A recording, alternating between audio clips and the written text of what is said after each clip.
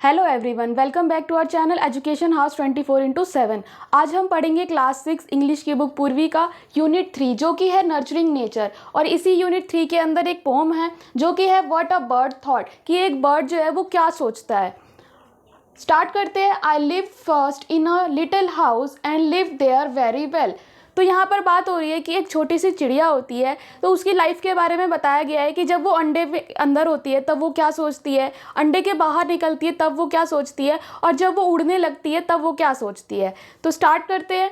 यहाँ पर आई है, आई का मतलब है यहाँ पर जो चिड़िया है वो बता रही है अपने बारे में। I lived first in a little house, कि जब सबसे पहले वो कहाँ रहती थी, एक छोटे से घर में रहती थी। And live there very well, और वहाँ पर वो काफ़ी अच्छे से रह रही थी।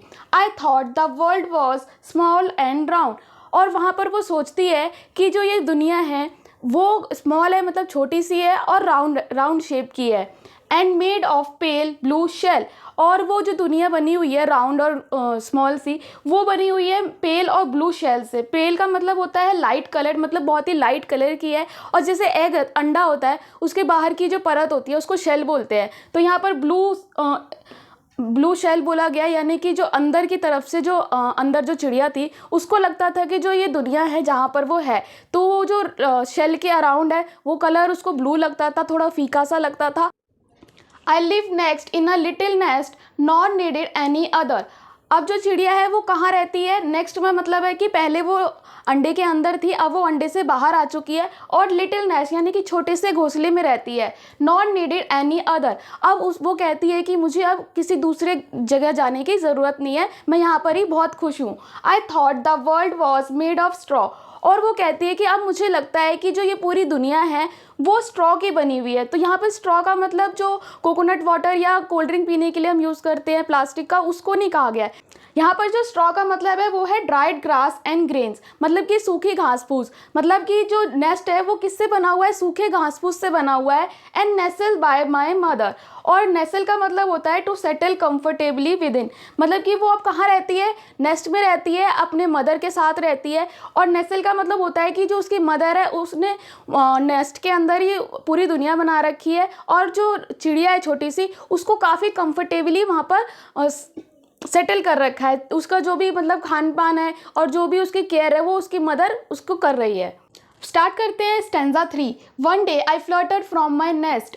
अब जो चिड़िया होती है वो कहती है कि एक दिन क्या होता है कि वो चिड़िया जो है वो अपने नेस्ट से फ्लटर कर जाती है। फ्लटर का मतलब होता है to fly unsteadily by flapping wings quickly, कि उसे अभी कम्प्लीटली उड़ना तो आता नहीं था, तो वो कोशिश करती है कि वो अपने जो विंग्स है उसके पंख है उसको फड़फड़ा के अपने जो आसपास की जितनी दूर वो जा सकती है उतनी दूर वो जाने का ट्राई करती है। To see what I could find, ये देखने के लिए कि वो वहाँ जाके क्या क्या ढूंढ सकती है। तो वो एक टहनी से दूसरी टहनी तक ही जा पाती है क्योंकि उसे कम्प्लीटली उड़ना नहीं आता है। I said the world is made of leaves. अब वो यहाँ कहती है कि जो ये दुनिया है ये तो पूरी लीव्स की बनी हुई है। I have been very blind, और मैं इतने टाइम से जो अंधी थी, अंधी का मतलब कि उसे पहले लगता था कि ये जो दुनिया है वो स्ट्रॉ की बनी हुई है, मतलब घास फूस की बनी हुई है। पर वो अब कहती है कि ये जो दुनिया ये तो पूरी लीव्स की बनी हुई है, क्योंकि वो एक ट्री के ऊपर रहती थी और वो एक ब्रांच से दूसरी ब्रांच तक ही उड़ के जा पाई, तो उसने अपने आसपास सिर्फ लीव्स ही देखा, तो उसे अब लगता है कि जो ये दुनिया है वो लीव्स से बनी हुई है। अब है stanza 4। At length I flew beyond the tree quite fit for grown up labours. अब उसके बाद क्या होता है कि पहले जो बर्ड होती है वो थोड़ा सा उड़ के एक ब्रांच से दूसरी ब्रांच पे जाती है। अब उसके बाद वो कहती है कि आई फ्लू बियॉन्ड द ट्री। अब उसने ट्राई किया है कि वो जो ट्री है उससे थोड़ा सा और दूर उड़ के जाएगी, वहाँ पर वो जाती है। फिर उसके बाद कहती है quite fit for grown up labours, मतलब कि अब वो काफ़ी ज़्यादा पहले से फिट है ग्रोन अप लेबर्स की तरह। लेबर्स का मतलब हुआ हार्ड वर्क, मतलब कि जो ग्रोन अप उसकी ममा बर्ड है उसकी तरह ही वो भी अब थोड़ा बहुत उड़ना पहले से सीख गई है और थोड़ा पहले से ज़्यादा फिट हो गई है, यानी कि बड़ी हो गई है।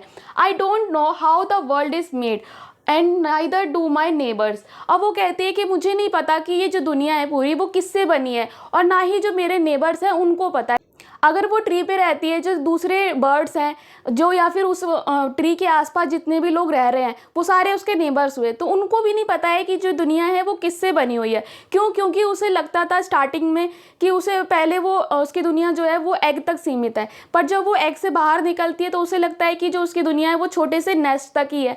फिर जब वो नेस्ट से दूसरी तरफ जाती है, मतलब उड़ के थोड़ा सा बाहर जाती है, तो उसे लगता है कि दुनिया सिर्फ लीव्स की बनी हुई है। अब जब वो लीव्स से भी बाहर गई है, मतलब ट्री के अराउंड से बाहर गई है, तब उसे लगता है कि दुनिया पता नहीं और किन किन चीज़ों से बनी है। इसलिए वो कहती है कि अब मुझे नहीं पता कि दुनिया किन चीज़ों से बनी हुई है।